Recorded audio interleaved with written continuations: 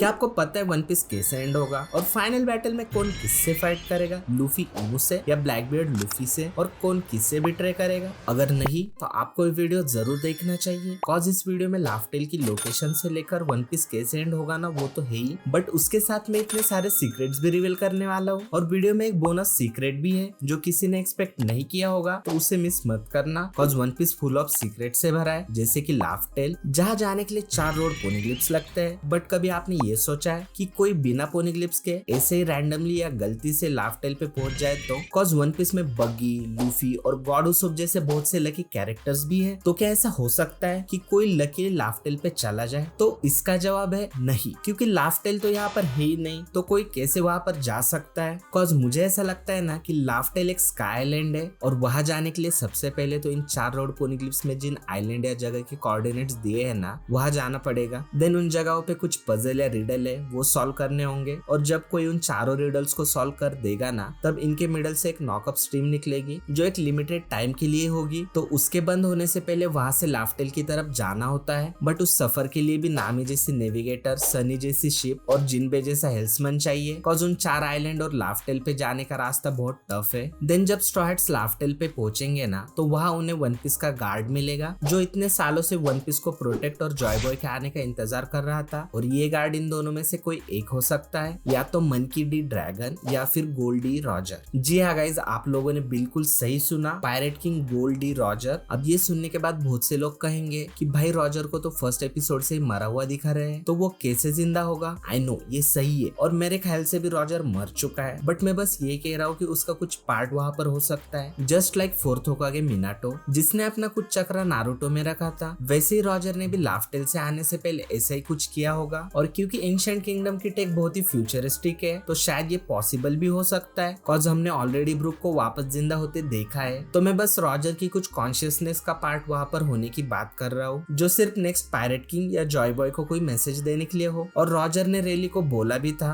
कि I am not gonna die partner, तो ऐसा बोलने का कुछ तो रीजन होगा ही ना। और वहाँ लूफी को ये भी पता चलता है कि वो असल में रॉजर का ही बेटा है, जिसके मेरे पास बहुत से प्रूफ्स है, कॉज लूफी रॉजर का बेटा है ना, ये थ्योरी मेरे दिमाग में बहुत पहले से है, लाइक मोर देन 10 इयर्स। तो अगर आप चाहते हो कि मैं उस थ्योरी पर वीडियो बनाऊं, तो कमेंट में गोल्डी लूफी लिख देना। बट अगर वहां पर रॉजर नहीं है ना, तो समझ लेना वहां पर डेफिनेटली ड्रैगन होगा, कॉज शायद ड्रैगन को भी वॉइड सेंचुरी का पूरा सच पता होगा, और इसलिए उसे वर्स्ट क्रिमिनल कहते हैं। एंड वॉइड सेंचुरी का सच जानने के बाद से ड्रैगन भी चाइल्ड ऑफ प्रोफेसी का इंतजार कर रहा है, और वन पीस को गार्ड भी। फिर रॉजर या ड्रैगन उन्हें कुछ सीक्रेट्स भी रिवील करता है, जैसे सबसे पहले तो एंशिएंट किंगडम के एक नहीं 2 किंग्स हुआ करते थे, और उनका इंतजार सदियों से हो रहा है, जिसमें से पहला किंग तो अपना लूफी या जॉय बॉय है, और दूसरा किंग इन दोनों में से एक हो सकता है, जिसमें से हमारा पहला कैंडिडेट जोरो हो सकता है, कॉज फर्स्ट ऑफ ऑल जोरो र्यूमा का रीइंकार्नेशन है। देन सेकंड थिंग, ओडा की मॉन्स्टर्स मांगा है ना, उसमें जो मेन कैरेक्टर र्यूमा है ना, वो लूफी और जोरो का कॉम्बो है, इसलिए मुझे ऐसा लगता है ना कि एंडिंग में जोरो का कुछ इंपॉर्टेंट रोल हो सकता है। और हमारा सेकंड कैंडिडेट है कोजुकी मोमोनोसुके, और मोमो क्यू, उस पे तो मैं ऑलरेडी एक डिटेल वीडियो बना चुका हूँ, जिसका लिंक मैं डिस्क्रिप्शन में दे दूंगा, जो आप इस वीडियो के बाद जाकर देख सकते हो। फिर रॉजर उन्हें वन पीस के बारे में भी बताता है कि वन पीस एक्चुअल में एंशिएंट किंगडम का सिर्फ एक टुकड़ा है, इसलिए उसे वन पीस कहते हैं, और एंशिएंट किंगडम के ऐसे और 7 टुकड़े हैं जिन्हें अलग कर दिया है, और उन्हें तभी मिलाया जा सकता है जब किसी के पास वन पीस हो। और वन पीस कहाँ है ना, वो तो मैं बताऊंगा ही, बट उससे पहले हम ये देख लेते हैं कि वो बाकी 7 टुकड़े कौन से हैं। तो सबसे पहले तो अलाबास्ता, देन शांडोरा, वाटर 7, मारिजोस, एल्बाफ, वानो और लाफ्टेल। और ये सभी आइलैंड भी पहले शांडोरा जैसे ही गोल्ड के हुआ करते थे, बट विद टाइम उन्हें लूट लिया गया, जिसका प्रूफ है वानो, कॉज वानो को पहले सिटी ऑफ गोल्ड कहा जाता था जब तक उसे लूट नहीं लिया, तो शायद वो भी पहले शांडोरा जैसे ही हो। और शांडोरा में भी हमने पोनीग्लिप्स देखे हैं, तो वो भी वानो से कनेक्टेड हो सकता है। देन प्लूटोन वानो में है, जिसका ब्लूप्रिंट वाटर 7 में था, और उसके लोकेशन की इंफॉर्मेशन अलाबास्ता में थी। और एल्बाफ और जायंट्स तो वैसे ही सन गॉड को मानते हैं, तो ऑब्वियसली वो लोग भी एंशिएंट किंगडम से जुड़े होंगे, तो इससे ये प्रूव होता है कि ये सारे आइलैंड एक दूसरे से जुड़े हुए हैं। और इन्हें कनेक्ट करने वाला टुकड़ा यानी वन पीस पता है कहाँ है? मारिजोस के नीचे रेड लाइन में, जिसे अगर बाहर निकाला जाएगा ना, तो ऑब्वियसली रेड लाइन डिस्ट्रॉय होगी, और वो जाकर कहाँ गिरेगी?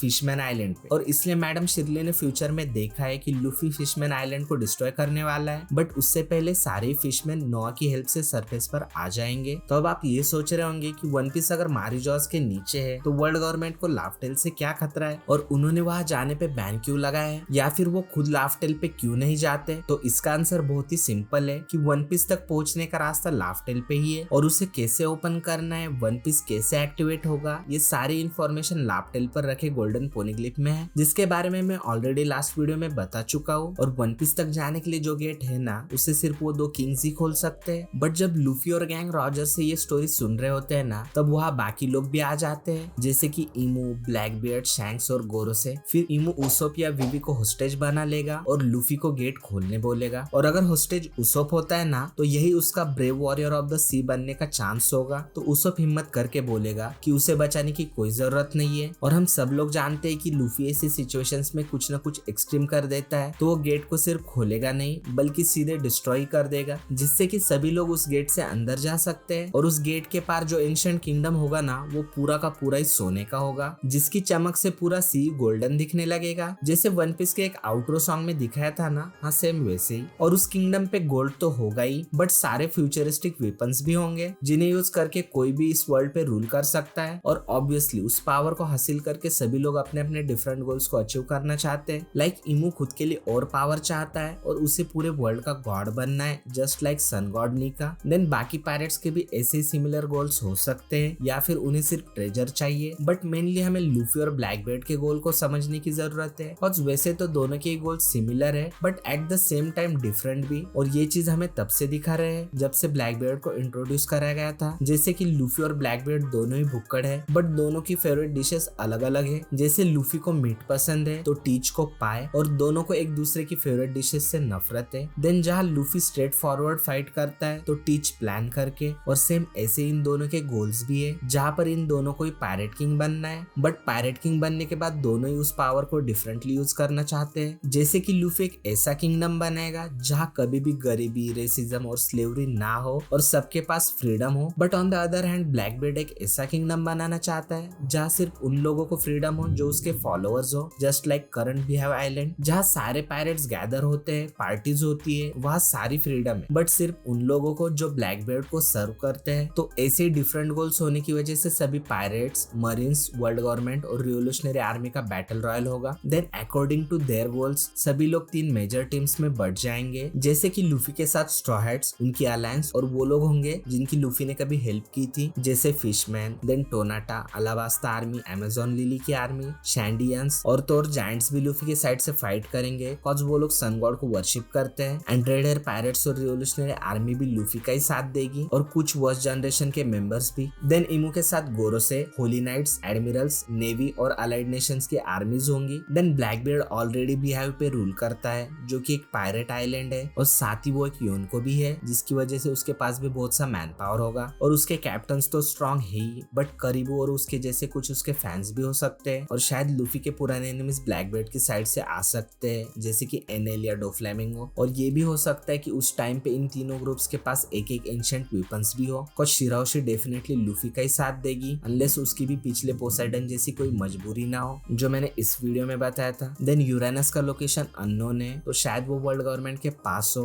और करीबू की वजह से ब्लैकबीयर्ड प्लूटन को हासिल कर सकता है। और एक टाइम के बाद ऐसा होगा कि इमू इन सबको डोमिनेट कर रहा होगा, और ये लोग चाहे जो कर ले बट इमू को नहीं हरा पाएंगे। तब इन्हें रियलाइज होगा कि इमू को हराने के लिए चारों गॉड्स को साथ में आना होगा, जो है सन गॉड यानी लूफी, रेन गॉड यानी विवी, फॉरेस्ट गॉड यानी शिराओशी, और अर्थ गॉड यानी ब्लैकबीयर्ड। और यही वो रीजन है कि इमू के पास इन चारों की फोटो होती है, क्योंकि उसे पता है कि अगर ये चारों मिल गए ना तो उसे हरा सकते हैं। और जब गोरो से इमू से पूछते हैं ना कि इस बार किसे खत्म करना है, तो वो इसीलिए पूछ रहे होते हैं। बट लकीली ये चारों टीम अप करके इमू को हरा देते हैं। बट प्रॉब्लम यहीं पर सॉल्व नहीं होती, कॉज उसके बाद भी 2 ऐसे कैंडिडेट बचते हैं जिन्हें पायरेट किंग बनना है, और इसी को लेकर लूफी और ब्लैकबीयर्ड में फाइनल बैटल होता है। फिर आगे क्या होगा बताने की जरूरत तो नहीं है, बट अगर आपको नहीं पता कि ये चारों ही क्यों गॉड्स है, तो शायद आपने अभी तक ये वीडियो नहीं देखा है।